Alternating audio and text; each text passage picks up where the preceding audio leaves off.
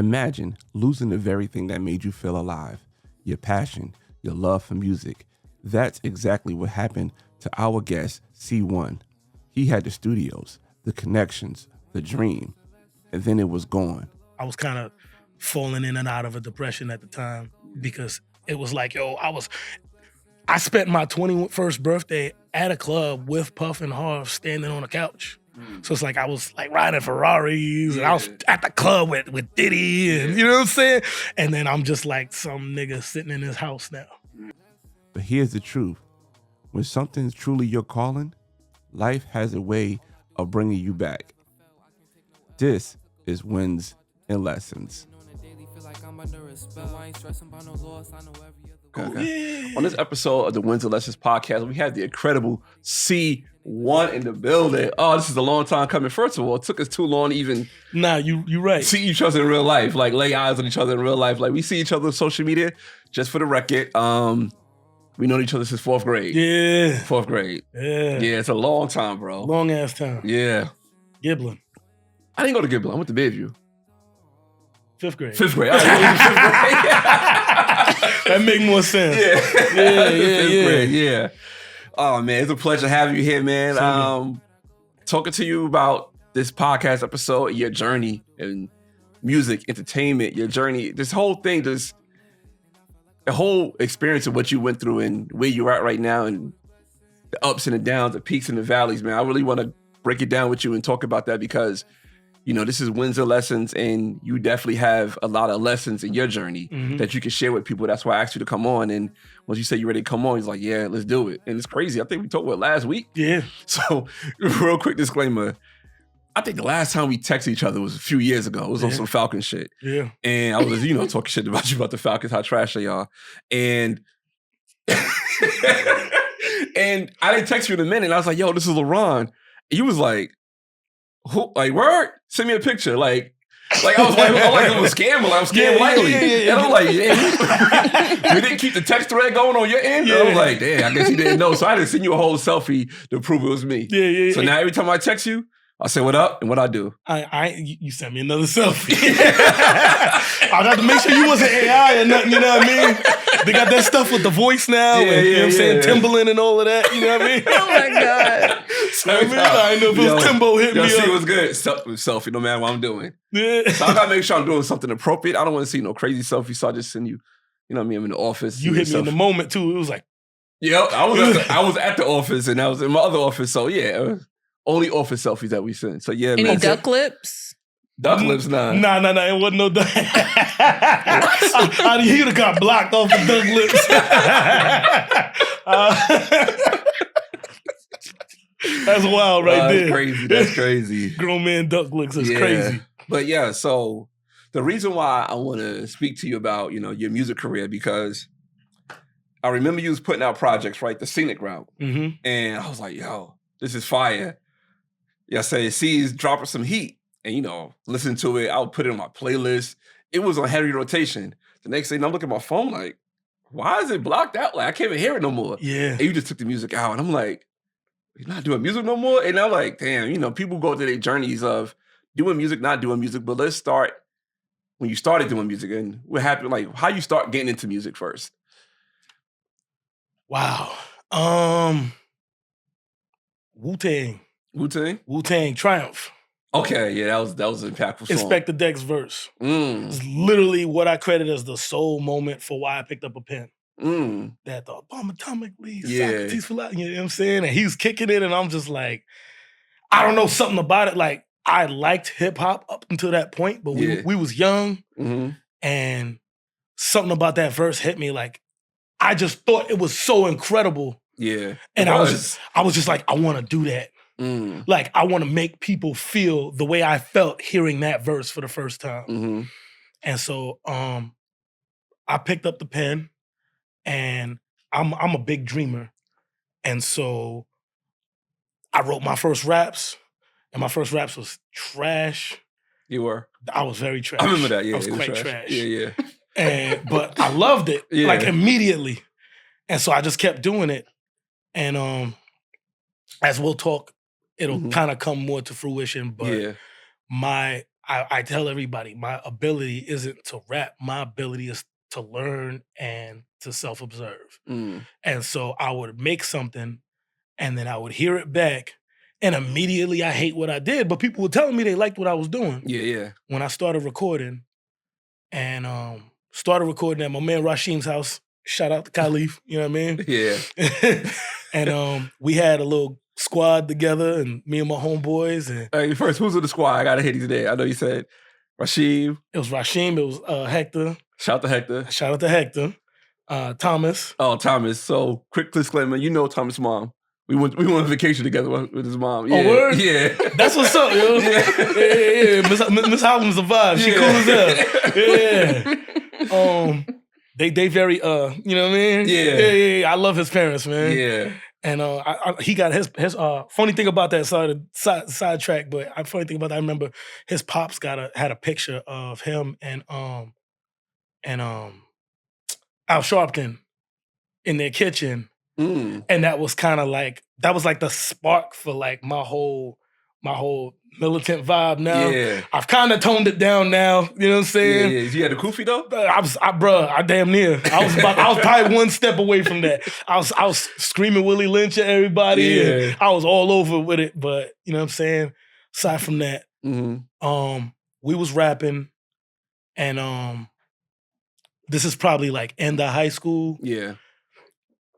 And I'm a big dreamer, so first thing I do when I figure out I can do something is I figure out how far I can take it. Yeah. So I used to talk to everybody about, you know, us being a label and, you know, trying to grow together. And then, you know, each of us, we had a plan. Each of us was supposed to, you know what I'm saying, get into different aspects of professions so that we can kind of just handle everything in-house. And one of us was supposed to be a lawyer and one of us was supposed to do different things and engineering and all this other stuff. And we wanted to really bring it all together.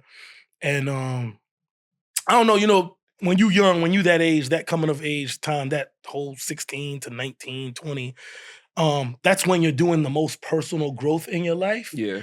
And it just felt like everybody just kind of grew apart for different reasons. I don't need to get into the specifics of it, but it just felt like everybody just kind of grew apart a little bit. And most of us are still cool. I'm probably the black sheep of the situation because I'm kind of like on a like what's up basis with everybody. Yeah. But I'm not like we talk every day type vibe anymore. And so I remember on the tail end of things, I have a cousin, shout out to Tamara, by the way. I'm be doing a lot of shout outs here. It's all good. My cousin Tamara worked in the accounting department at Bad Boy. And I remember she was visiting my mom's once, and my brother was telling like, oh yeah, he do music. Oh, you should, you know, can you do something to get him around the music and this, that, and the third? And she's like, oh, I could figure something out. She's like, yo, just give me a resume. And at the time, this is way before all this AI stuff. You could be like, I got sneakers and it's gonna print up a whole resume for you. Back then, I jumped on monster.com and they had a little resume template and I had my little gigs or whatever, but you know, it's high school kids, like you ain't got no serious work. And you know what I'm saying? I had a semester in college at the time. And I put everything I ever did on that thing. And I gave it to her. She was like, I'll get it to him. You'll get a call. Don't worry about it. And probably about a week later, Sass, who used to run Daddy's House Studios, gave me a call and was like, hey, why don't you come in for an interview? We'll talk and see where it goes from there. So I came in, we had a conversation. And, you know, her and Tamara was like this. Yeah. So she was like, yo, I'm just going to put you in an internship. And, you know, it's all up to you after that, where you take your career. And so in mind, and I went in there with the mindset that my cousin got me there and I didn't want nobody to look at her. Like, why'd you bring so-and-so up in here? You know what I'm saying? So I just worked as hard as I could. And at the time, I wasn't in school or nothing. I didn't have no other regular job. They was giving me a check every week for $112. And that $112 I had to make stretch. Mind you, we live in Long Island at the time. So now I'm riding the Long Island Railroad back and forth every day. And that $112 better stretch over the week for that ride. And each ride was, I'm not gonna get into the math of it, but it was very tight for me just off that little bit. LIRR is expensive. Exactly. Yeah. And I'll ride that. And to save money, I'll ride that to Penn Station. Then Penn Station, the studio was on 42nd and 8th. So instead of getting in a cab or trying to take the train up there, I'll just walk the blocks. It wasn't a lot of blocks, but them blocks feel a lot longer when it's really cold or when it's really hot. Mm-hmm. And I did that. And then what I started to do, because I just got tired of taking the ride, because I would work there longer and longer and longer hours. I'd get there 7, 8 in the morning. And then, they'll have a shift for you, but you're an intern, they paying you a flat rate. It's not like you clocking hours or nothing. So I'll just stick around because I just liked being there. Mm-hmm. And I used to be so smiley in there. Mm-hmm. And you know me. I'm a jovial person. I've always been like this. I'm just always a person that's in good spirits. I just believe the only person you hurt when you're in bad spirits is yourself. Mm. So I'm like, why would I do myself dirty? So I used to be in there smiling. And New York is for those of y'all that really ain't been to New York, for people watching, New York is a very serious people. If you talk to cats, everybody knows somebody from New York, and they go, from New York, son, and everybody do that whole thing, and you know what I'm saying? So, I was kind of the opposite of that, and I've always been like that. And so I guess everybody in there kind of thought I was stupid because I was smiling all the time. And it's like, it's not that I'm stupid. It's that I grew up with Biggie as my favorite rapper, and now I'm literally sitting in the studio. He recorded all that music, and like I'm hyped every day. Like I don't lose an ounce of energy for that stuff. And even to this day, I look back on that time very fondly, even though there's some very bad things that have happened in that time. I'm not going to be discussing today. But, you know what I'm saying? I've seen a lot. Yeah. And so... Before we get back to the episode, I've got something special for you. If you believe in turning every setback into a comeback, head over to brokentraditions.com and check out the official Wins and Lessons merch. Wear the message, there are no losses in life, only lesson. Use the exclusive code NO LOSSES at checkout for 20% off, one time only. Let the world know you don't take losses, you learn from them. Now back to the episode. I worked there, and then it was probably about 2-3 weeks, and then I got to meet Puff. Because he wasn't really in the studio like that, as you can imagine. He's ripping and running, and this was like the time frame where like he had just got to Miami, so he was doing his thing out there really, and he was still transitioning out of New York. And I remember there was this day when Puff was moving. And they were like, yo, you want some sneakers? And I was like, hell yeah, I want some sneakers. I'm making $112 a week. So they was like, yo, Puff's moving, and he didn't want to move his stuff, so he's just selling. He's just not selling. He's just giving his sneakers away. And so we rode up into the 70s, and I went in, and I grabbed probably about 2-3 pairs of sneakers, and Puff like maybe 1 or 2 sizes smaller than me. But I grabbed them anyway. You know what I'm saying? And I remember one of his security guards rolled me back in his Ferrari, because he had to move the Ferrari from that building to like a building near the office, basically. Yeah. And that was my first time riding in like an exotic car or whatever. Yeah. And so I sat in there, and we was riding. I got my sneakers because, in a Ferrari, you like this, basically. Tight, you ain't got no space. And I'm a big man. You know what I'm saying? I was smaller back then, but I'm still, you know what I'm saying? I'm a big man. If you 6 feet tall, the Ferrari's not a choice. Just go get the truck. You know what I'm saying? You know what I'm saying? For those that, you know what I'm saying? Anyway, I'm riding. I got my sneakers. I got the sneakers in my lap, and I'm like this in the car. And we riding. And I just remember sitting in their vehicle, and I was like, I can do this. And it's just when you touch things, it makes it more achievable. Yeah. And so we took that ride. And to this day, you know what I'm saying, his security guard, I talk to his security. We friends on Facebook, so we joke around here and there, and this, that, and the third. And you know what I'm saying? I don't think he understands the impact that small moment had on my life, where I was like, I can do this. Yeah, I call that exposure therapy. Exactly. Once you get exposed to something, you know that you could do this. That's right. You know you could do it. That's facts. And so we moved on from and then there was a time where basically there's 2 big studio rooms and a little room in between at Daddy's House Studios. So it's Studio A, which is the big room. They call it the Puff Room. There's Studio B. They call it the Biggie Room, and that's basically where they recorded those out. So Biggie recorded Ready to Die, Life After Death in the Biggie Room. Puff recorded No Way Out in the Puff Room, and then there's a little room in the middle. It was for producers. They call it the MIDI Room, and so I would chill in the MIDI Room. And whenever they needed me, run to the store, go to the office, or do whatever little errands they got for me to do, I'd pop out the MIDI and, you know what I'm saying? But for the most part, the room's empty unless there's producers there. Yeah. And when there's producers there, I'm a fly on the wall. I just try to stick in the room. Like, if they let me chill in there, I'm going to chill in there. So, you know what I'm saying? Shout out to D-Dot and shout out to Stevie J and everybody else who let me just soak that all in, because that really had a big impact on my life. Just not even musically, just life in general. Just hearing those conversations. And I remember D-Dot thought I stole his Bally's. He ain't say it to me, but I remember he came in on a tear, and he came in and went straight into the MIDI, and it came out like, yo, where my Bally's at? He a Brooklyn nigga, so you know what I'm saying? Brooklyn niggas think they got chest up every time for everything. It's like, where my Bally's at? You know what I'm saying? And he looked at me, and I was like, you know what I'm saying? Like, I don't know where your damn sneakers are. D-Dot probably about 5-6 inches taller than me. I know his sneakers ain't fit me anyway. So, you know what I'm saying? If I would have even seen him at the time, I'd have been, it wasn't nothing to me. Plus, I'm just not the type of nigga to just swipe somebody's stuff. You know what I'm saying? Can I curse on here? I forgot to ask you before. You already did. So all right, I'm in here. We in here. We're doing this. Yeah. Right. Don't worry about it. All right. So, you know what I'm saying? Then there was a time frame at the end of my tenure there that basically they were doing construction on the Puff Room, and by that time I had gotten promoted, so I was the night receptionist there.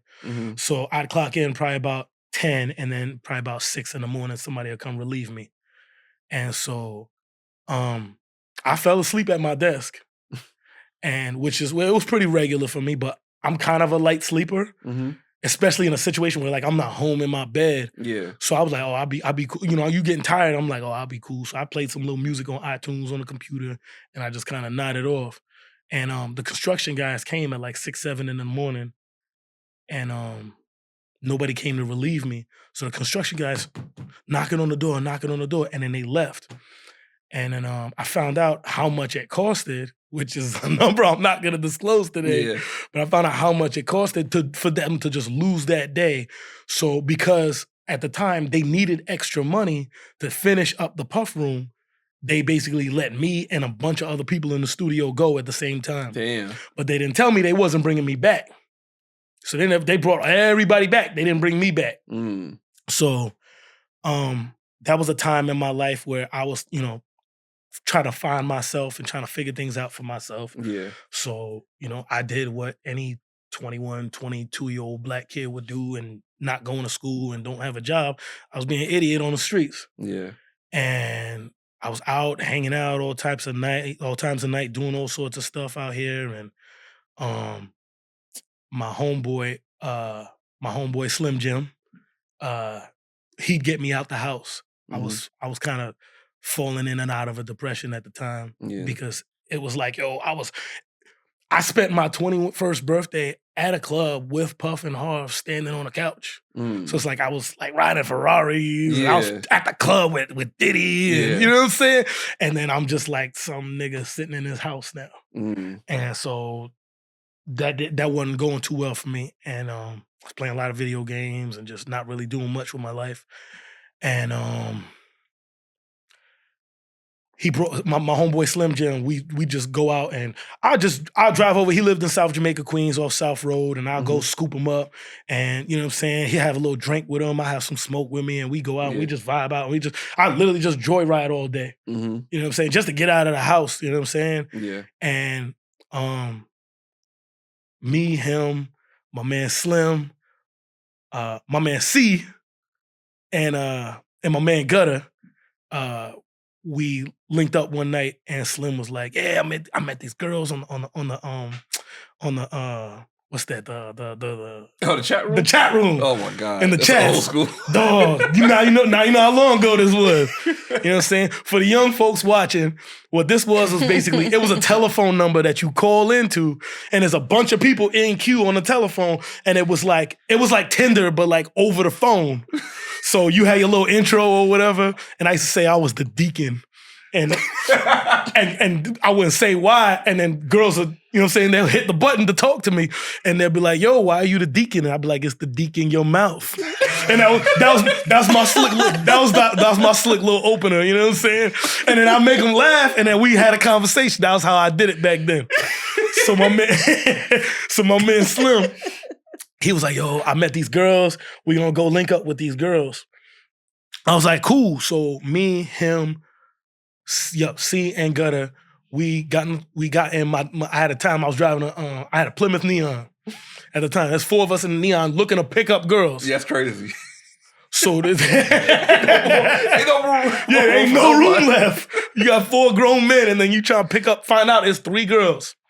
So 2 of the girls got in the back seat. One of them was like a little thick.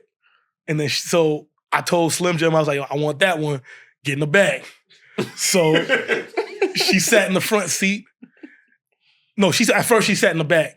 And I looked back at her and I seen her and I was like, what's going on? And I just kept turning. Well, the story goes that I kept turning around. Yeah. But I looked around one time, I was mad smooth. I swear everything went perfectly on my end. You know, right? You know what I mean?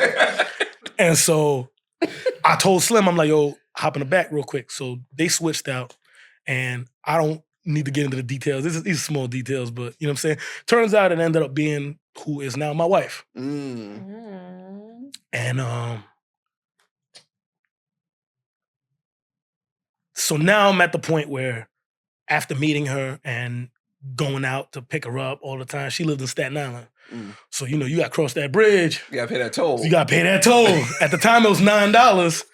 From what I heard, it's like $18, $19 now. Yeah. If you from Staten Island, say something in the comments about it, I guess. Because I don't know the price on that toll because I'm not crossing that bridge no more. Yeah. But you can imagine you meet a girl and you driving an hour and paying that $9 toll every day. You know what I'm saying? Yeah. So I'm going, picking up. And I ain't gonna lie, just quick disclaimer, that's why I never dated nobody from Staten Island or the Bronx. I'm not paying the toll. I'm not doing it. You missing out, bro. I'm not doing it. I guess not now, but you know what I'm saying? It. But you know what I'm saying? Those were good times. Yeah. And so crazy. So you had an easy pass? No. Oh, you were struggling. As a matter of fact, I got one at the time. Okay. I ran it up. And I was like, yeah, let me not do that no more. They were sending me bills in the mail and all of that. And they'll add on, if you swipe through and ain't no money on your account, you know what I'm saying? They throw a little couple extra dollars, they throw some tax on there. You know I want to add, you weren't paying tolls, but you were still driving about an hour. No, I drive the hour. Okay. I'm not paying the toll. Okay. I had to check you real quick. I love it. Okay. You know what I'm saying? When a man wants to show you something, he's gonna show it to you. And so I'm gonna clip that. Oh, that's on the shirt. That's on the shirt. You know what I mean? I might put that on the headboard. There you go. There you go. You got spray paint it, you know what I mean? Yeah, let them know you mean business. You know what I mean? Know that already. Yeah, there you go. Yeah. So after a while, I got tired of paying that toll. And so I'd be like, yo, just stay the night. I lived at my mom's crib at the time, so you know what I'm saying? She'd be with me in the room or whatever. I'm like, yo, just stay the night. And then one day she came home and one of the drawers in my dresser, I emptied it out. I was like, yo, put some clothes in it. So that, you know what I'm saying? You ain't got to carry a bag. You ain't got to have a spend a night bag every time you come through or whatever. Just throw some clothes in the drawer. And then one day she came over and I moved my clothes over, left a little space in the closet. I was like, put a little stuff in there. And after a while, I stopped paying that toll. And so we hit a time where it was, you know what early relationship life is like. Yeah. You know what I'm saying? There's this excitement and there's the newness and you know what I'm saying? So I felt like, all right, maybe we gonna start to need some privacy. Mm-hmm. And so we started looking for a place to live. But at the time, my oldest brother was having a Fed case. He was dealing with some legal stuff. Mm. And he had a house that he was slowly losing, basically. And so I was like, yo, why don't we move into there? He was already, in a situation. Yeah. So I was like, we'll move into there. And that way your wife and kids don't got to go nowhere. And we'll put up some money for the bills. And at the time, I didn't know, but basically his wife really doesn't like my family. And so basically she would like tell him stuff about me that wasn't true. And so he kind of built up, while he was inside, he kind of built up this animosity for me. And I was late on a payment that I was supposed to make to be able to take care of things. And I came to her with the money that day. And she, we got into it. We got into an argument. And my brother, she was like, well, I'm just going to talk to your brother, because my brother would call at night, at 9 o'clock every day, 9 o'clock sharp. He'll call her. So he called her that night. And he was like, basically just like, get out. Damn. And I was just like, okay, well, you don't exist to me no more. And I've maybe seen him, this is 2006, December 2006. I've seen him maybe 2-3 times in my life since then. Damn. And so, I don't talk about that no more. Yeah. You know what I'm saying? But so when we left, we went to my mom's crib, and I was just so angry and was just like, I don't want to be here neither. And so we hopped on, we was looking on Craigslist. Old school. Yeah. Old school. I'm Craigslist. dropping everything from back in the day. And we look at Craigslist, and I'm like, we're looking at the prices on what places look like. And I'm trying to see where we could go. And I was like, you know what? Fuck it, we going out of state. I was like, we going to Miami. And my wife was like, you're not leaving me for no Spanish girl, so we're not going to Miami. So we ended up in Atlanta. There you go. And I remember I had $500 in my pocket and everything I could fit into my 1996 Taurus at the time. And we're making phone calls and trying to figure out, we done printed up a bunch of places we want to look at. You had to print stuff up back then. Yeah. Because, it's not like you just had a smartphone and could just, you know what I'm saying? Just Google or whatever. So we had printed up a bunch of places. On the way down, I'm driving. She's calling these people. Then we find an apartment over in College Park. And they're like, yeah, come through. It's not a lot of requirements. This, that, and the third. Just come on, pay the little deposit, an application fee, and then you move in. And then we finally got down there. I drove down there in 13 and a half hours. And if you've taken that drive from New York to Atlanta, you know how fast that is. And we got to College Park. First of all, I probably got there in about 12 and a half hours if I didn't go around 285 one time before I got to College Park. No GPS. Yeah, there was no GPS. We was on the map book. So we was on the map book. I was just like, yo, what I was told was to go to Atlanta was just stay on 95, get on 85, and you'll end up in Atlanta. Yeah. So that's what we did. We just rode out on faith, you know what I mean? And when we got there, we got like to where I felt comfortable, like getting out of the car. You know what I'm saying? And then we hopped out, grabbed the map book. But the map book, it's not like it's showing you the whole map of Atlanta. You're seeing it in fragments. So I'm looking, I'm like, yo, every time I look at 285, it's looking in a different direction. But I'm like, it looks like to get to College Park, you just go on 285. So I hopped on 285 and I'm riding. And then I'm starting to ride. I'm like, yo, these exits look familiar. I'm like, I know I've seen these exits. And so finally we get there and then we do the whole application process or whatever. And then something bad happened with the application process. I don't remember what happened. It might have been, I don't know. I genuinely cannot recall now at this point.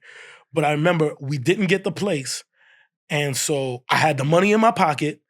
It was a $300 deposit at the time. So I had that on a money order. Yeah. And then the rest was in cash. And I remember I just broke down in the car. And I was like, I was like, I messed up. Shouldn't have just left the state. That was wild. Why we do this? Didn't make sense. And she kind of was breathing life into me and telling me like, yo, you made a decision. You can follow through. When you put your mind to it, you could do whatever. It's just, we just got to sit and figure out what we're going to do next. And I thank her forever for that. Because what came next, I did not believe.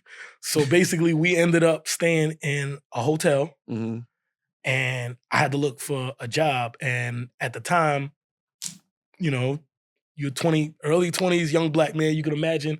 I was doing some things so that I could keep money coming in and rolling along.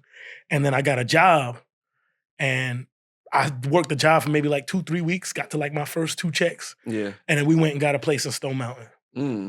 And I was like, all right, cool. We got settled into a place. I could start doing music again. And so working the job, I met my homeboy, Kevin Lamar, also known as Great Tracks, one of the greatest producers of all time. Shout out to him.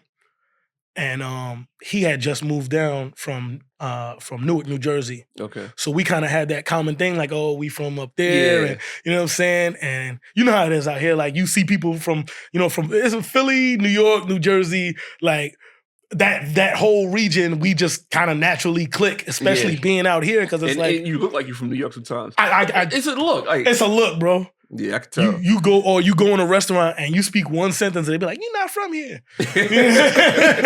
But you know what I'm saying? He had his whole studio set up in the crib in his room. He had this elaborate setup in his room. And so we would just bang out music. I did this whole project. And then I never put out the project. They didn't have like all these digital platforms and all of that they have now. So I put the music together, and then I remember that was like right around the time like Dat Piff started getting popular. Yeah. So I was putting songs on there, and then I was taking the songs and going and performing locally, and I'd go to do showcases and stuff like that. But this was before the regions kind of started to blend. Yeah. So I'd go places and do music, and it'd be like, yo, what's up with that? People weren't really feeling it. It was New York music to them. Yeah. And this is like when snap music was at its prime. So I'd go places and people would be doing all this shit. And I'm like, oh, this shit is terrible. And I'm like, yo, these things do not rap. And they call it rap music. And I used to hate it so much. And then I started kind of getting into the vibe of it, because you go in the clubs and then you see what it does to people. And that's kind of always been my MO, is I want to make people feel. Yeah. And hip hop is art, and just music in general is art, but hip hop is its own unique art form. Yeah. And so hip hop does things to people that nothing else in the world can do. And so I started to see that, and that kind of started to influence the way I made my music. So I started doing different types of music or whatever, and trying to kind of dabble in, but it just kind of felt like, especially to my man Trax, that, you know what I'm saying? It wasn't me. Yeah. So he was just like, yo, just keep doing you. And if something kind of feels like, hey, maybe I can do this, then do that. But don't just start trying to copy you and want to see me trying to do no snap music. Yeah. It wasn't it. Nobody will ever hear that stuff. The same old shades, the white shades. Dog, I'm in my white tee. You know what I'm saying? And so I did that, but then we had our first child. And at the time we had our first child, I was having money problems. And so I got an eviction notice on my door at the time. And so my family was like really on me, like, oh, come back to New York, come back to New York. Yeah. So I said, I'm talking about a week after we had my first child, my brother came down, my other brother came down, he flew down, I picked him up from the airport, he helped me pack a U-Haul, he drove the U-Haul back, I rode back with my family in my vehicle. Shout out to Al. He's like the greatest big brother of all time. And so we went back to New York, and I was back in my mom's crib. I felt like I was starting from scratch. Yeah. This is around the beginning of Facebook. And so I hopped on Facebook, and then I start seeing people from high school that I haven't seen in years, because I think like a lot of people from where we from, like kind of kept a small circle of friends from that time. Yeah. And I didn't. Mm-hmm. And I was just out on my own in the world, especially after having been at the studio. I just felt like I knew so much and my mind was so expanded, and being in Little Long Island wasn't going to do nothing for me. Yeah. And I had this mindset of, well, you know, if anyone that can't see things the way I see things, I shouldn't even be involved with none of that. So I just kind of separated myself from everybody. Mm. And so now I'm back in New York, humbled, feeling like, well, I did all of that and I've done all these things and I've seen these places and I've traveled and I've lived in another city. And now I'm just right back in the same spot, sitting on the computer at my mom's crib. Mm. And so I fell back from music for a little bit and just wanted to get my stuff together. Yeah. Got myself a job again, got myself another place again. And I was just working. And I just remember just hating every moment. You know what I'm saying? Yeah. The best moments were when I came home. I came home, it was like I got, you know what I'm saying, my wife now. We came back married. I got my wife, I got my first kid. Like, we're a family now. Instead of just being a couple, we're a family. And so that was kind of what kept me up in my spirits. And I was just like, and I remember I was telling her, like, I miss music so much. I miss music so much. I was just like, the first chance I get to get back into this, I'm going to get into it. But New York, things are so tight financially in New York. I didn't really have the time or the mental space or or the money or anything to be able to just keep doing the things that I was doing. So what I started doing was I saved my money, and then basically I stayed for probably about, so I want to say that was from November of 2008. This is me sitting with my son in my lap as a baby, watching Obama give his inauguration speech and feeling inspired. Yeah. And remembering what it's like here, which I'm going to get into in a bit, which you're plenty aware of. And then I'm working this job every day and I'm feeling like I'm not being myself. Yeah. I felt like Clark Kent. But just imagine Superman being Clark Kent for a year and a half and not wearing the blue suit. Yeah. And never saving anybody. And never even just flying. You know what I'm saying? And I just started feeling like I missed the sky. Because I felt like I touched it and then I'm not there anymore. So it got to about May of 2010, and my man Trax had moved back up to New Jersey. But by that time, he moved back down and he lived in Columbus. So I said, fuck it, we moving to Columbus. I was like, I want to be right next to him. So I moved maybe a half mile from where he lived at. And he started a studio down there. And I was in that studio every day, like every day, every chance I got. How'd that feel? Be back in the studio. To be back, it felt like I was me again. It felt like I left my skin laying somewhere and I was just walking around just bones and muscles all for a year and a half. Yeah.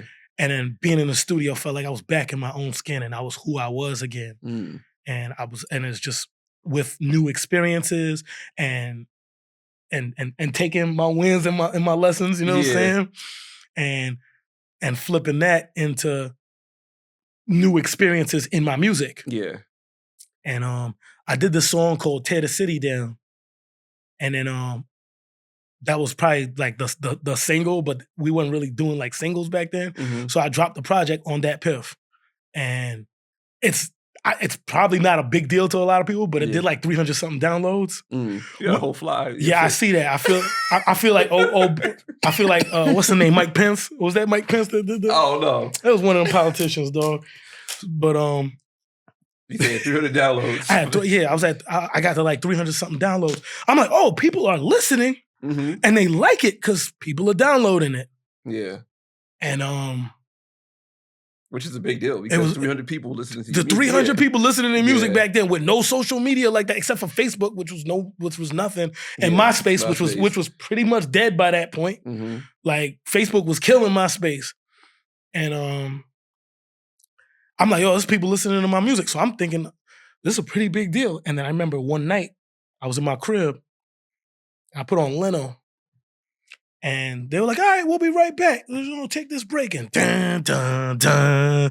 And they was playing the instrumental for Tear the City Down on Leno. Wow. So I was like, wait, what? but I'm listening to it and I'm like, yo, that's the, but you know, I didn't have no DVR in my crib when I was watching, so I'm like, I can't record this. And there wasn't no YouTube when the episode was done. So like, it was the actual instrumental? It was literally like note for note. It was playing on Leno. So did Leno have a band? The band, I'm saying, Leno's band was playing it. Yeah. And I was like, oh shoot. And I'm flipping out in the crib. And I was like, yo, I gotta find some way to tell people that this happened. Yeah. And like I said, it was just Facebook back then. So I said it on Facebook in a post once. But you know what I'm saying? Like trying to tell somebody about a post on Facebook from 2010. You know what I'm saying? Like that's never coming again. But I was just like, okay, it was another sign. Like, okay, maybe I'm on the right path then. Yeah. Because that shows me somebody either heard it or it was just a really super big coincidence. Mm-hmm. So I shot my music. I shot that song out to DJ Vlad. Mm-hmm. And Vlad TV was one of the really big hip hop blogs back then. Yeah. But Vlad started something that nobody else did. And I'm not shouting out Vlad because he's a culture vulture. But you already did. Well, but what he did basically, it was a site and it was just videos. And I know there's another site that was just videos at that time. Yeah.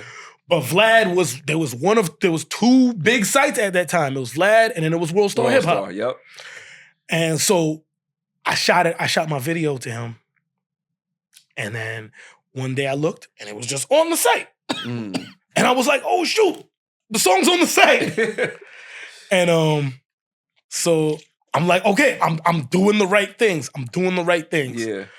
And then so after that, I'm like, shoot, everybody's getting this music now. So I start hitting all the blogs. I'm emailing all the blogs.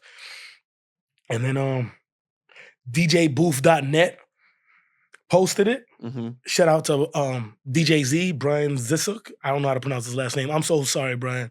But Brian posted my song. Yeah. And then Brian posted my song, and then Hip Hop DX posted the song. Mm. And then Hip Hop DX posted the song, and then I think All Hip Hop posted it. And then I was just like, oh shit, it's taking off. The music's taking off. I was like, yo, this is it. I was like, oh, this is it. I'm gonna get the call. I'm gonna get the call from Dr. Dre or something. Like, yeah. I'm thinking I'm out of here because I'm like, yo, the song's going, it's going. And then, you know, that time passed and then it just kind of went. And then I was like, okay, well, I guess I can't just think that one moment is just gonna mean that I'm there. Like, one moment doesn't mean you're there. You got to keep going. Yeah, compound it. Yeah. So there was a piece of advice that I got from my brother that I no longer talk to because I worked for him for a short stint. And he was in, I'm going to skip around that. Okay. But basically, he was working a job for a business and he was doing sales and I was opening sales for him. I was basically creating warm leads for him. Yeah. And we was sitting in the car and we went to go get lunch. And he was just like, yo, so, you know, and at the time I was studying, well, he was a stockbroker. Yeah. I was studying for my Series 7 at the time. And he was like, so what would you do if you got a $20,000 commission on a check? Mm-hmm. I was like, oh, I go on vacation. I go get me a new car. You know, I pay some back bills. And yeah. He was like, don't do that. He was like, just keep banging the phone. Yeah. Mm. When you get that money, just keep banging the phone. So that's kind of the mentality I've kept. Now, at this point now, it's clicking at that point in my life now. Now I'm like, oh, you have to keep going because you get the ball rolling, you hit the ball down the hill, you want the ball to keep rolling. Yeah. But the ball doesn't just roll by itself is what I had to learn. And so I was like, all right, cool. Let me get some things together. And then I kind of hit another rut financially in my life. Mm. And so I went back to the drawing board and said, man, let me just get back to work and just handle personal things in life. And then when the time comes, the time comes. And my homeboy Drew, everybody call him Showtime. Shout out to Showtime. He was out here and I didn't know that. And he called my phone one day. He said, yeah, yo, niggas told me you was in the A. How come you ain't tell me you was in the A and this, that, and the third? Yeah. Now, back home, I didn't really hang out with him like that. Mm-hmm. It's just, we just ran in different crowds. There wasn't no tension or nothing like that. It's just, we just ran with different crowds. But like I mentioned, you know, when we come down here, it's different. We click up. Yes, sir. Yeah. So this is around 2012. So he's like, yo, the A's, blowing up in the A is easy. You just get in these clubs and just make connections, get connections, and you gonna pop off. Don't worry about it. We gonna be good. So now we start going to clubs. Mm-hmm. And I'm in clubs. This is Future, like, this is Future 2 Chainz first blowing up, like that era. Yeah. And we going into clubs every day. 7 days a week I was in clubs. That's crazy. I was in clubs 7 days a week. And at the time, my wife was working a job that like could handle both of us. Mm-hmm. And I had been, up until that point, I had been kind of doing the heavy lifting. Mm-hmm. And so at this time, she was doing the heavy lifting. So I was like, yo, give me like 6 months and let me see what I can make happen out of this time. Mm. And then 6 months turned into a year. Mm. And I was just out, meeting people left and right, promoters and TJs and club owners and all these, these different people. And I'm meeting producers in the clubs, and we going to studios after the club sometimes, and we're doing all sorts of stuff. And I'm like, oh, this thing is going. Mm-hmm. But at the time, I didn't have no music because the last music I had recorded was back in 2010. And from 2010 to 2013, 3 years is a very long time in hip hop. Yeah. Now, I like to think that I make timeless music, but timeless music doesn't play in the club. Yeah. So I'm like, okay, I got to start figuring out what I'm going to do.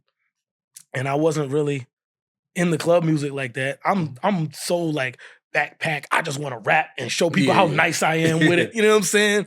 And so I would go to the studio here and there, and I'd make a song here and there. But like we never made anything that like I was like, oh, let me start running to the clubs with this song. Let me run to the clubs. So me and him had a little bit of a falling out.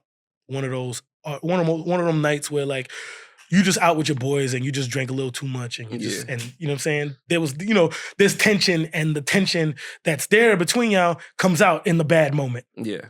And so me and him stopped talking for a little while. And so in that time, now I wasn't really going to clubs every day, but I felt the momentum. Mm-hmm. So I was like, yo, let me go hit the studio. So around this time, so this is, I'm skipping forward, but this is like 2017. Mm-hmm. And I started making all this music with my man Griot. He's an engineer. Shout out to Griot the Great. He's best engineer in Atlanta. Like, pay that man whatever you want to pay him and whatever he says to pay him, because he's worth it. And I'm recording with Griot, and me and him just vibing out in the studio, and I'm just by myself, just trying to figure things out and trying to make music. So at the time, I'm putting songs together, and I'm just like, I was just like, yo, the original reason I came down to Atlanta and why I agreed with my wife now to move down to Atlanta was that I read an article back in 2000. I'm not gonna age myself like that, but you already did. But yeah, I definitely already did. You already said that. But in the early 2000s, it was an article, and it was Jermaine Dupri in the article and an interview, and he was saying. He said, I want for one time in my career, I want to sign the best rapper in the game. I want to have the Biggie or the Jay-Z in the game. And mind you, my ego at this point is like this. So to me, and I still feel like this to this day, I'm a Jay-Z, Nas, Biggie, Kendrick, J. Cole, Big Sean, Wale. I'm like one of these type of like super rappers in here. Mm-hmm. So I just don't got the money yet. But in here, when I'm creating and when I'm doing stuff, I'm that level of a guy to myself. Mm-hmm. And hopefully, you know what I'm saying, to people around me, I'm that level of a guy too. So, you know what I'm saying? But at this time, I'm by myself. And so I'm just like, yo, I just want to make music to where people are like, yo, this nice. Yeah. So I went in and I made some songs, and it ended up being Scenic Route Act 1. Mm-hmm. I finished the project, and at the time, I had gotten really cool with one of the club promoters at the time by the name of T. Lewis. Mm-hmm. And so they're not gonna know T. Lewis right there. I know. I'm looking to see if he paying attention. That's all. You know what I'm saying? And I called him up and I'm like, yo, I got these songs. And I remember him and his partner, Manny, shout out to Manny, they was heavy into the artist management thing some time ago. So I hit him, I'm like, yo, I want you to come listen to the music and I want you to be my manager. Mm-hmm. And so I met him at the studio. Me and Griot there. Griot sets everything up or whatever. He just leave the room. Me and T in there. I'm playing songs. T he try to act cool, you know what I'm saying? But he from Georgia, so he, you know what I'm saying? He shows emotion a little bit. He don't know he do that though. But he listening and I'm watching him listening. He's just like, and he putting on the face like, you know what I'm saying? He wanted to put on the ugly face, but he trying to be cool. Yeah, he trying to be cool, you know what I'm saying? He listening and I'm, you know what I'm saying? I'm kicking what I'm kicking on my shit. And I'm, you know, I got for anybody who's ever been around me when I play my own music, it's like very big. I'm very big like 2003 Kanye energy. Like I just think I'm the greatest thing since sliced bread. You know what I'm saying? So I'm, you know what I'm saying, with the songs or whatever. And he's like, I kind of don't want to be a manager. He's like, I think we should start a company and then we could be business partners. Mm. So that birthed So Cold Music Group that moment. Mm-hmm. And so what we've had in mind was we were going to be a label / management firm. And what we were going to do was basically find artists that make quality music and try to bring that back. Yeah. Because we both felt at the time that quality was fading in this art. Yeah, but the project you did, the Scenic Route, was quality. It was quality. It was great. It was a great project. I feel like I can play it right now and it probably feels the same. Yeah. It's a timeless album. And so I had this idea and me and him kind of put the idea together, was that because of how fast music was changing and how much of the times were changing, I was like, instead of putting out an album, because artists put out albums and then, you know, if you independent, you know, people might hear 1 or 2 songs off the project, but unless you a fan and you actually went and got the project and listened to the project, people missed out on all those other songs. Mm-hmm. So technically you kind of just threw those songs away. Yeah. So I was like, yo, I'm just going to do 6 songs at a time. So I'm going to do 6 songs. I'm going to wait. I want to see how people feel it out. I'm going to get feedback. I'm going to put out another 6 songs. Mm. So we put the 6 songs out. But at the time, I only had one record that like could be like considered like mainstream or commercial record. It was Parachutes. Mm-hmm. And we did Parachutes. We shot the video for Parachutes. And we did that. We spent some money. Finally, I'm spending money. Yeah. And Parachutes did okay. And then I was like, all right, well, after experiencing going around with this project and being around people were just like, well, you need more stuff that kind of fits with the times. And so I'm talking to T. T's like, yo, he's like, you should just make hit records. Just, you know, you can do it. It's just you don't. You know what I'm saying? Because, you know, he always says like, yo, you think you're the best rapper ever, so you just be being the best rapper ever. And he's like, I love that, but, you know what I'm saying? Being the best rapper ever don't get played in the clubs. Yeah. So I started putting together these songs, and the next collection of songs became me chasing the hit. Mm. And so that ended up being Scenic Route Act 2. Mm-hmm. So Scenic Route Act 2 got put together, and this is around the time of the pandemic. Yeah. And so I basically dropped the project, and here comes Rudy Gobert. You gonna play touching them, doing all of this nonsense. You know what I'm saying? And so everything got shut down. My regular gig got shut down. Mm. So I had time. So I said, yo, let's start traveling. So we gathered the gang together. It's me, T. Lewis, J. Mo, King D, and we got in the whip and we rode out to Miami. And we shot a video in Miami. We spent a few days out there, just hitting the clubs, just trying to, you know, get assimilated and acquainted with the city. Yeah. And then we came back home. And then with my man Few, shout out to Few. And we did that, and then nothing, because money was slim. Yeah. And then we were kind of trying to figure out which way we was gonna take it. And when I say we, I mean me, because I don't know, I'm an artist, so like I'm, you know what I'm saying? I'm sensitive about my shit. Nah, but you know what I'm saying? But like, I'm really sensitive about my shit. So, you know what I'm saying? At the time, I'm like, I didn't know what to do. And T kind of just lets me take the lead on specific things, specifically like my artistic direction and how I'm gonna promote. And so I didn't know what to do. So in lieu, we did nothing, which is bad. Yeah.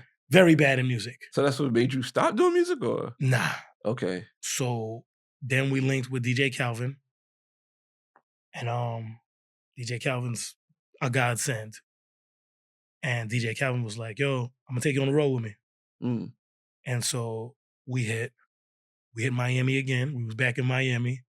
We did some show. We did 3-4 shows in Miami. Then we hit Texas. We did a tour in Texas. We did shows in Houston, in Dallas, in San Antonio, and Austin. Now we're out. I'm on IG going crazy. You know what I'm saying? I'm posting and toasting, you know what I mean? And we now every time we hit a city with Calvin, I wait a little bit, we double back around on our own. And then all the people that Calvin introduced me to, now we making phone calls. We linking, we going to clubs that we went to before, we going to studios that we went to before. Now the ball is rolling. I'm like, all right, cool, we got some momentum. And then I go to New York. I did some shows in New York. That was fun. And things got serious for me financially at home again because I put a strain on things at home, spending money that I really didn't really have like that. Yeah. But you got to do something. So what we were spending that time doing, and I feel like in hindsight, that was probably my error, was we were too busy chasing the opportunity and chasing the phone call and chasing the money. And we were looking for an investor. And I think probably realistically, if I really, really, really, really want to be honest with myself about it, it was probably my age. And honestly, probably what artists are going to find out when you get into this is my weight. And I felt like when you would meet with people, like if they didn't want to sleep with you, then it was like, I don't know if it's going to work. That's what it started to feel like. And I'm saying it in the lightest way possible. Yeah. But it was weird because you're meeting with men and it's not like men are like literally trying to sleep with you. Yeah. It's just if they didn't get that vibe from you, because in their heads, it's, you know, the girls got to want you for you to pop off and this, that, and the third. And it was just like, no, like if you just got dope ass music, people just vibe with the dope ass music. Yeah. And it's like I was meeting with people that just didn't understand that aspect of it. Not because of the music, but because of how, I'm sorry, So let me ask you this, while you think of that. Yeah. Do you think because if you had like a lot of weight, people don't take you seriously because you big? Nah, it was just like, oh, well, you know, I don't know if the girl's going to be feeling them like that, so I don't know if he's going to pop it. So you think people probably think because you have a lot of weight, people won't take you seriously because they might see you not taking yourself seriously because you let yourself get that big. That probably could be a factor in it. Okay. That probably could be a factor in it. But also people saw my hustle because I was posting. I was posting a lot.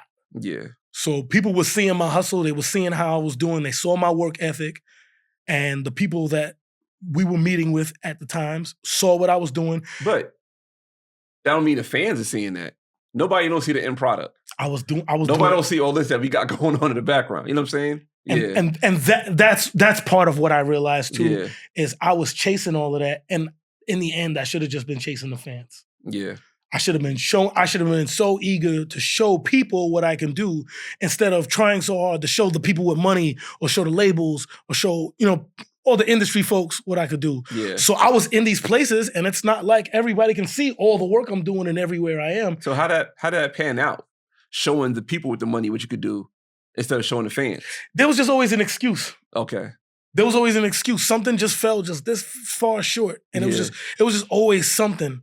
And it's just, we did a lot of meetings. Yeah. And we met with people and everybody wanted to help except for the people that had the money. But everybody wanted to help. Everybody saw what I was doing and was like, yo, you that guy. Yeah. We need you to be that guy. But everybody that wanted me to be that guy couldn't help me in the way that I needed. So it was now we're entering the era where like social media is bigger. Yeah. And so TikTok comes out. Everybody's on TikTok. But everybody's not on TikTok yet because everybody's kind of clinging to IG. Yeah. And I'm still on IG real heavy. I don't know what's going on with TikTok because I'm being an old head. That's for the young people. I'm not messing with that and this, that, and the third. And I'm not getting on no stupid kitty app and doing these dances. And what you want me to do? My wife got on TikTok though. And my wife's seeing all this stuff happen. Yeah. And then I'm watching these moments happen for people.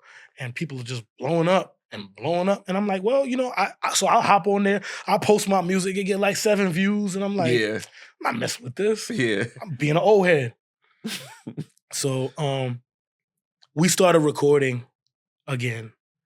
And I got into the vibe of it like a lot. And to me, I was like, all right, cool. So I'm gonna take what I did in Act 1, I'm gonna take what I did in Act 2 and put it together. Yeah. I'm gonna chase the hit. I'm gonna be nice as hell. I'm gonna chase the hit. But I'm not gonna chase the hit that hard because I'm nice. You know what I'm saying? Yeah. So we started recording those. And I remember the last song that we was recording, I stepped out and back and I was smoking with King D. And this is gonna be the first time they hear this too. I told D, and I'm surprised D never told nobody that, but I'm like, after this project, I dropped this project, I think it might be it for me. And he was like, why? And I was just like, yo, I'm going into these places and I'm getting older and this crowd is not getting older with me. Yeah. And you start to feel weird. You know what I'm saying? And you in these clubs and you got these 20-year-olds around you, they skinny as hell with the colored locks and you know what I'm saying, the whole look, the gold teeth and all of that. And I'm like, I don't look like that. And at the time, that's all the labels signing, Lil this and Lil that. Yeah. And, you know what I'm saying? I'm like, I'm not that. And you watch these videos of these guys and they, you know what I'm saying, they're in front of some trap house and there's 40 niggas behind them and all of this shit. And I'm like, that's not me. Yeah. And I'm like, I'll never do that because it's just not me. Not authentic. And now I feel completely whole in myself as an artist. And also as a person. So now, and as a man. Yeah. So I'm knowing what I will and what I won't do in this industry to be able to get to where I'm trying to get to. So the music I make fits a certain vibe. And so I'm going to maintain that vibe. And this project it's more grown.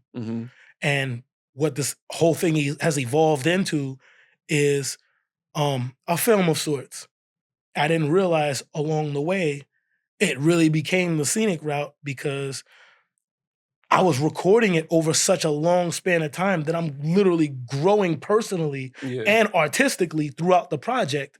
So when I decided to do that finally and let the people hear what I've been doing, you're going to hear that, like me growing from being a younger man into now. Yeah. And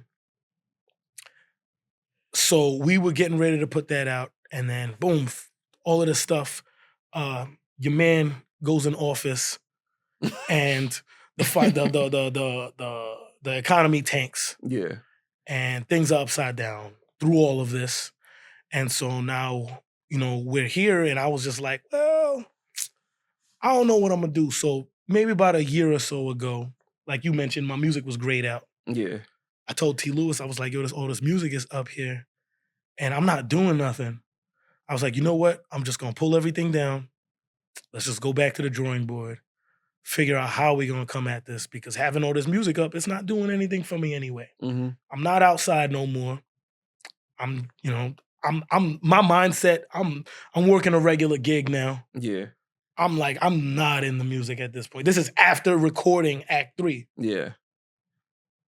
And then I just kind of was like, that's the best way to describe it. That's not a word. You can't say that on the audio podcast. Yeah, it's like, I my bad. Like, I shrugged. You know what I mean?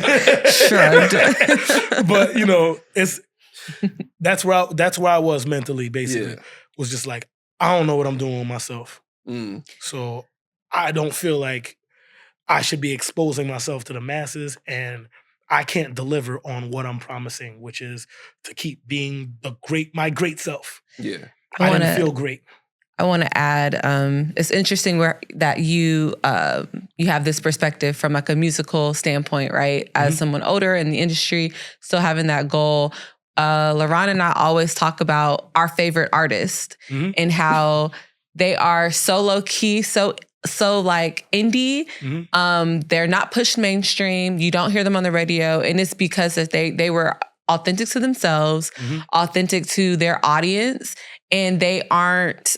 They're not pushing that, that one hit or, that. And so I love that this is the approach because so he's not a favorite artist of mine, right? But are you familiar with, Black, right? Everybody love Black. But like, if you think about, I mean, now maybe not so much, but like within the last few years, he was an artist for me that was very unique to his sound, very like low key, very like, just his audience was his audience. He got his own vibe. If you knew, you knew, right? I think about Alex Isley, right? That's one of our favorite R&B singers. Yeah.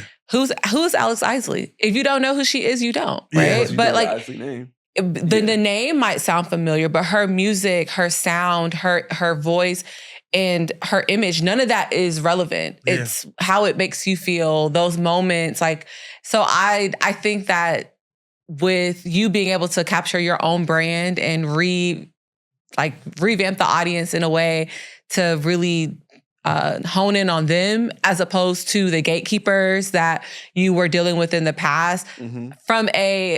As a non-creative, non-musical person who loves R&B, I find that the artists that I love the most are the artists that stay true to themselves and do that for the fans.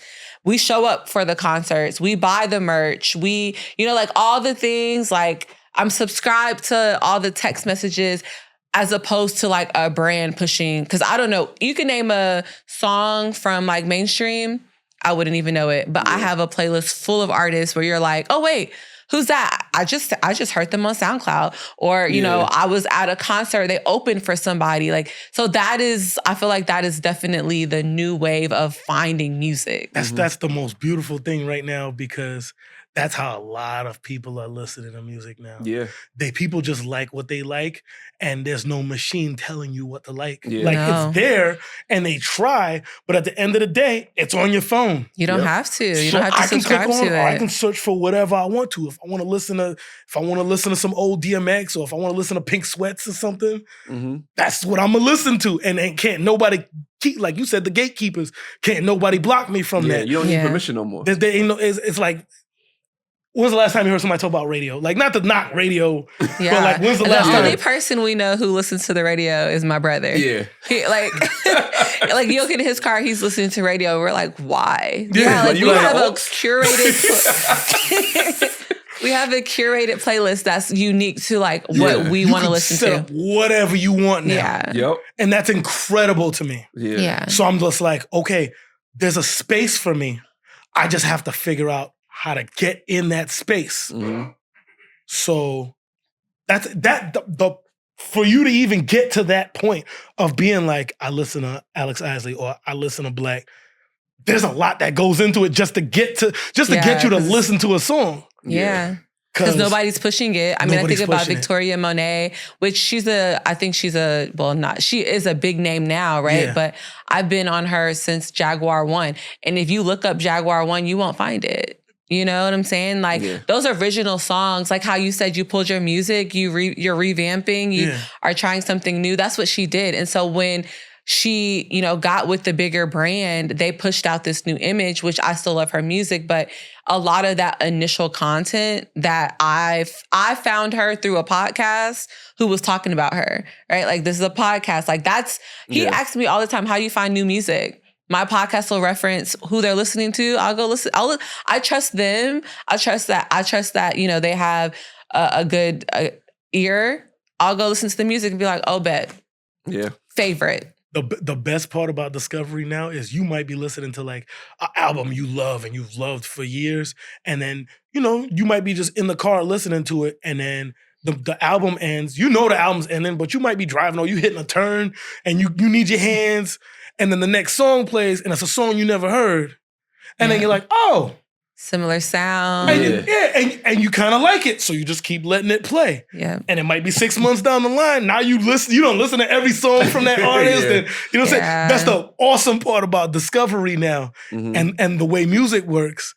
And so I'm just like, I need to figure out how to get into that space. Yeah. And so my wife since TikTok been going, my wife been on my neck. Just get on TikTok. Get on TikTok. Get on TikTok. So I got on TikTok, and basically, in order to stack followers, I did the whole find your contacts, sync with Facebook and all of that. Yeah. And I did all of that. It got me to about 185 followers. So I spent maybe like 2-3 years on TikTok with 185 followers. Mm. And June 16th was the day, and I'm a post This year? This year, just a month ago. Yeah. I'll post my analytics on my TikTok and on my IG for anybody that's watching this. Just go look for the post. I'm gonna post it probably when I get home. I'm thinking about it now. I had 185 followers, and I told my wife, I was like, you know what? I'm gonna just go ahead and post. She's like, finally. So I start posting. I think I'm funny, so instead of posting my music, I was like, let me just post jokes. Yeah, I'll just post jokes. Shout out to Tony Statovsky, because he's really my inspiration as far as TikTok goes. Tony and Trey Rags. Mm-hmm. Don't know who these people are. I'll Google them. I'm gonna show you later. Okay. He don't miss. All right. And Tony don't miss neither. And I was just like, I want to be one of these dudes on TikTok and on IG that people like, yo, he don't miss. So I start posting, and I'll post stuff, and what I'll typically do, I'll post, and then I'll wait a day or so, and if it really ain't doing nothing, I just delete it. So if something sticks, which to me, sticking was, at the time, was like 600-700 views. I'm like, oh, that did pretty good. Let me keep that up. Let's shoot. 700 people don't watch my shit now. I'm somebody. So I go to Aldi with my wife one day. And I like taking my wife to Aldi. Sorry to get sidetracked, but I like taking my wife to Aldi because while I'm out doing all of this, we got 4 kids. I got 4 sons. Mm-hmm. She's home with my kids all the time while I'm doing this. I work 3 jobs. Mm. My wife is with the kids while I'm working. So I come home, I kind of jump in and I take over, and she goes and she gets a little rest and her shut down a little bit when I get home. Mm-hmm. But sometimes she don't get that. Sometimes I get in and I'm tired as hell and I just want to take a shower and lay down. And so she's with the kids a lot. But if we go out somewhere to eat, we go out together, and, my oldest is 16, so he can handle the little ones for like a half hour, 2 hours at a time, little spurts. So when we go out to eat, we go sit, chill, you know what I'm saying, and kind of get back to us for a little bit. Mm-hmm. But with Aldi, I just let her go into Aldi. So typically I drive because I like to take the drive there because we talk a lot, and I like talking with my wife. Mm-hmm. My wife's my best friend. And I get to Aldi, I pull up, she hops out, she goes into the store. I hop on TikTok. I'm like, all right, I'm gonna start posting 3 times a day. Let's do this 3 times a day. Hyping myself up like I'm about to lift on the bench. Let's go. Getting ready to start posting. So I'm like, all right, let me find some inspiration. I'm gonna find something that's funny. So I'm scrolling, and then I see this. People start talking about this incident that happened with this young lady that I guess she's not from here, from Atlanta, but basically she was riding through Atlanta. Mm-hmm. She seen some of the water boys, and the water boys, they run up on your car. They might 3-4 of them young fellas hopping up on your doors, and they're so invasive with it. But I respect the hustle, but they're so invasive with it. And so they ran up on her or whatever, and she tried to look out for them or whatever. And so she was like, yo, I don't have no cash. I can't buy no water. They're like, yo, we'll take Cash App. So she opens Cash App, gives them the phone to put their cash tag into. Yeah. And the kids took $1,100 out of her account. Whew, that's expensive water. Boy. Did she get the bottle? Oh, she that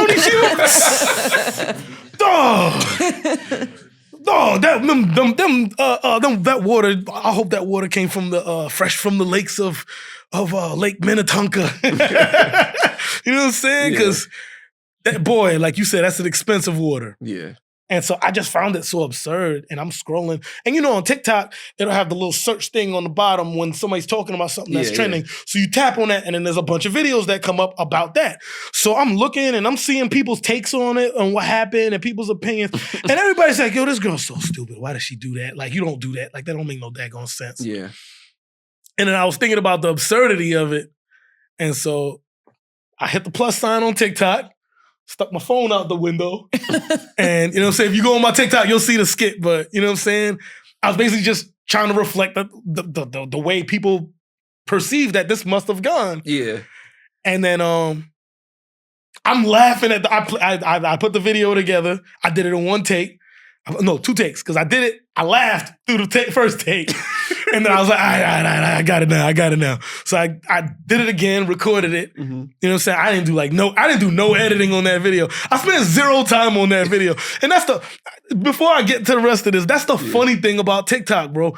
Like, you can put mad work in. You can do like an hour, 2 hours working on and editing and writing and scripting and all this stuff on a video. And it does 100 views. And then you stick your phone out the window for 2 seconds. And it just boom. Yeah. So I did that. I'm laughing. Then my wife pulls up with the cart. I hop out. I throw the groceries into the truck. She gets in. I'm giggling still about this video. And she's like, what happened? I'm like, I'll post a new TikTok. Check me out. So I start driving. I'm pulling out. I get to the street. It's a 4-lane road though. So I'm waiting. I got my signal on. I'm waiting for the oncoming cars. My wife's like, yo, it's at 2,000 views. I'm like, 2,000 views. She's like, yeah, there's mad comments already. She's like, you just posted this? She's like, you ain't posted a couple days ago? I'm like, no, look at the background. It's the brick wall right there. I was just right there. And she's like, yo. I'm like, okay. I'm like, let me see it. She's laughing. She's looking through the comments. She's laughing at people's comments and stuff. The whole ride home, she's going through the comments. That's how many comments there were. We live 15 minutes from the Aldi. I get out. I get to the crib. Now I'm hyped. So I got the groceries in the back. Normally we text my son. My son will start kind of coming and grabbing the groceries, and I grab them with him or whatever. I didn't do none of that shit. I grab my phone off the little mount. I'm like, okay, let me see what is going on. 4353 views. I'm like, oh shoot. I'm like, yo, this is going. So now I'm babysitting this video, but that lesson comes back to mind. Mm-hmm. Keep banging the phone. Yeah. So I'm like, shoot, let me just keep posting videos. So now I'm motivated now because now I'm seeing it's real. Yeah. Like, you really can just blow up on one video on TikTok. 3 years even post. I didn't even post.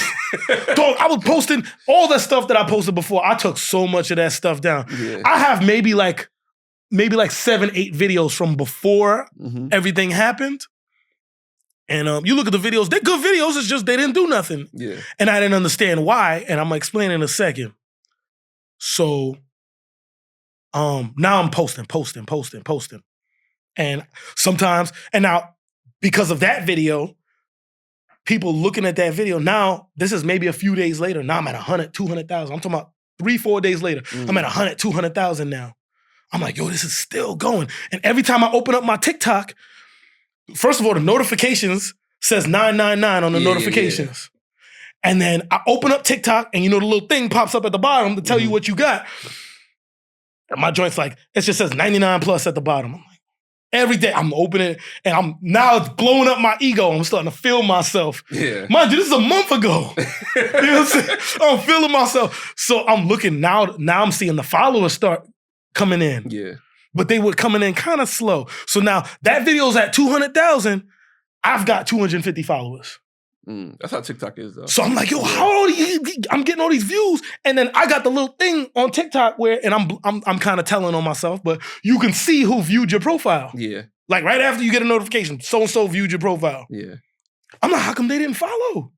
And my wife's like, yo, you ain't got nothing on your page. Like, you just started posting. Just keep posting. So I'm like, cool. So I just keep posting. I'm posting. So that video climbs. Now I'm feeling myself. I got a video that hit 500,000. Mm-hmm. So the second moment that happened for me, because now I'm like, damn, I'm not going to top that video now. Yeah. Now I'm kind of getting down on myself because I'm like, I'm posting these videos. They're getting like, now I'm regularly getting 2,000-3,000 views. Which is like on TikTok, they call it 300 view hell. Yeah. You get up, you post, TikTok shows your video to 300 people, depending on how it performed. They either keep showing it to people or that's it. Mm-hmm. So now I'm in 2,000 view hell, which I'm happy about because I'm like, people are seeing it, but I'm like, yo, I need another one that blow up. So I was like, yo, I told my wife, like, I'm about to start posting about Rick Ross. She said, what you gonna post? I was like, yo, I'm gonna post, like, because he always talking about money and stuff in his songs. So I was like, I'm gonna post videos about, you know, I'm gonna just post until he talk about money. I'm gonna play the song until he start talking about money. And I saw people, it's kind of a trend. Yeah. So I've seen other people post doing other artists and stuff like that, but usually they do one video. Mm-hmm. And so I was getting ready to do it, and I was going through songs. I was like, I can't really find nothing like that.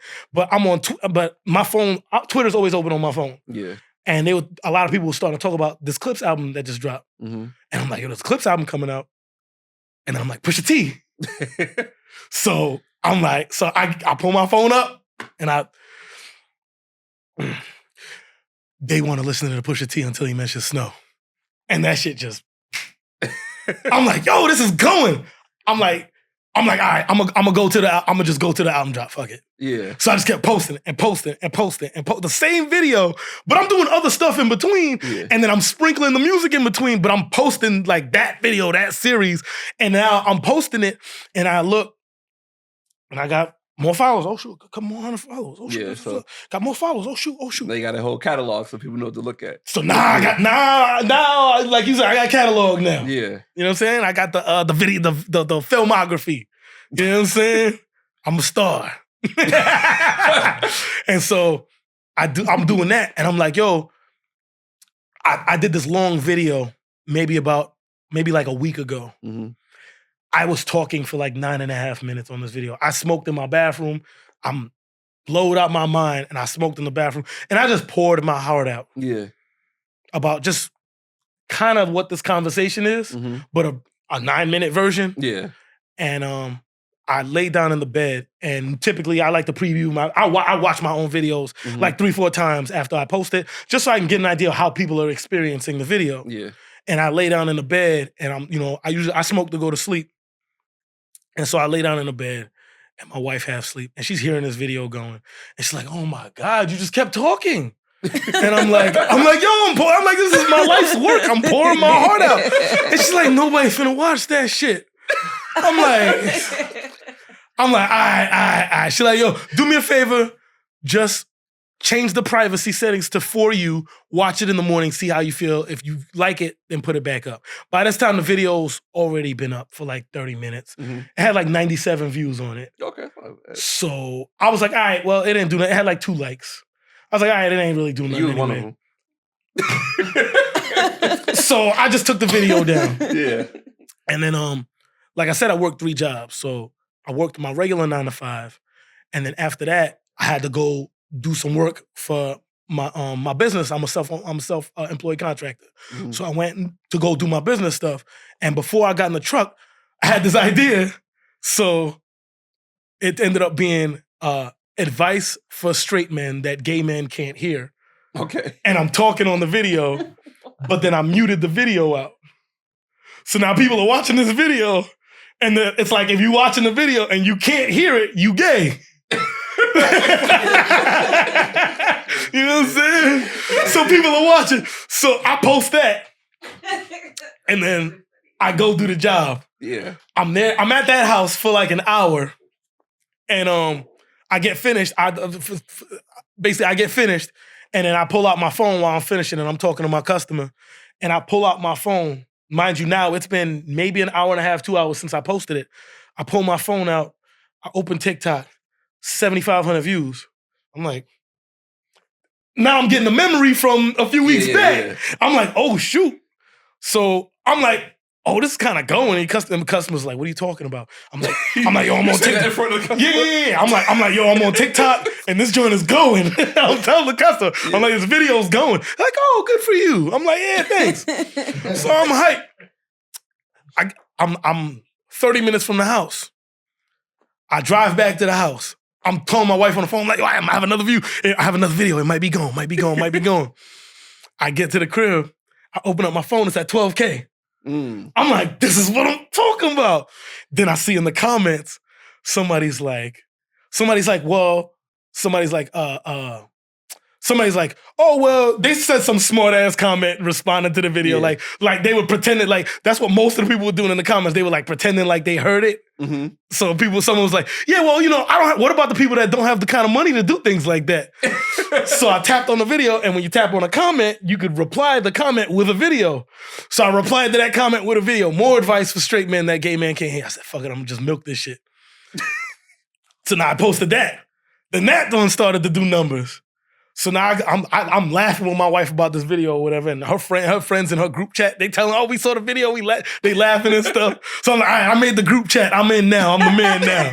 I'm like, when you made the group chat, and I'm just for the record, you know what I'm saying, for women watching this, I don't have a nickname in my wife's group chat. So what I was told was by women that if you have a nickname in the group chat, it's because you messed up. You know what I'm saying? And I don't mess up. Yeah, what was it? 90 minutes. My bad. We gonna wrap it up now. My bad. So I did that video. Yeah. Then someone in that video said, well, I'm a woman and I can hear the video. Yeah. So I did advice for straight women that lesbians can't hear. Yeah. And then they started going, and then I just kept. So I stopped milking it, but just long story short, the original videos are like 5 million now.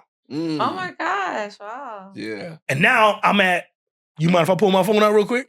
Oh, yeah, go ahead. You pull out in front of the customer, why not? I like pulling my phone out when it's time to, you know what I'm saying? Now I like my TikTok. I go straight to TikTok. Like, I used to open my banking app. That was the first thing I wake up in the morning. I open my banking app. Now I open TikTok. So I'll go to my page. I'm at 2,600 followers right now. How many views the video got now? And that was a month of earnings. Wow. 5.2 million. Damn. One's got 5.2. One's got 2.6. One's got 1.8. It's just going now. And now I have another one that might have caught traction, so I'm gonna keep that quiet. But that's dope, yo. But that's basically it. So I got on the line with T. Lewis after all of this started happening. Yeah. And me and T. Lewis, he called me at least once a week. Mm-hmm. And sometimes I don't call him for long stretches because I just be working, and he knows I got my head down in the work. But this week was a different conversation. T. Lewis just was like, he's always trying to keep me motivated and see what I'm going to do to get back on it. And I thank him for that so much because I don't do that for myself. Mm. And he was like, so I called him this time. This time I called him and I'm like, yo, it's time to put out music again. We're going to put out some music. I'm like, I want to put something out. I said, yo, let's meet up. Let's meet up and let's talk about when we're going to put out music and what we're going to do. So long story short, I guess I probably should have just said this version, but I'm dropping some music this month. Yeah. No, we're going to keep it just like that. Yeah. So let everybody know they can find your music. Shoot, man. For right now, just go and click the link in my bio on IG. I'm Cee One Music, CEEONE. I'm assuming you're going to put some graphics on the bottom or something like that, or I don't know how you do. Shoot, Cee One Music. He was like, nah. So it's Cee One Music, CEE. You pay for an extra hour over here. Yeah. So I got the special edition. This is the LeBron decision. You know what I'm saying? You know what I'm saying? So, you know what I'm saying? Cee One Music, CEEONE MUSIC on IG, and on TikTok, it's Cee One Music, but it's C1.music. So please follow me on TikTok. I'm trying to get to 10,000 so I don't got to work 3 jobs no more. Amen. That's the goal. Also, be sure to check out the Wins and Lessons EP by Jamari Cash Out, now streaming on all audio platforms. Songs inspired by the Wins and Lessons podcast. Wins and lessons, oh. All I do is win or it's a lesson. I can take a loss if I learn from it. And I feel like a boss, only right I go in. I'm just thanking God for all his blessings. Cause all I do is win or it's a lesson. I can take a loss if I learn from it. And I feel like a boss.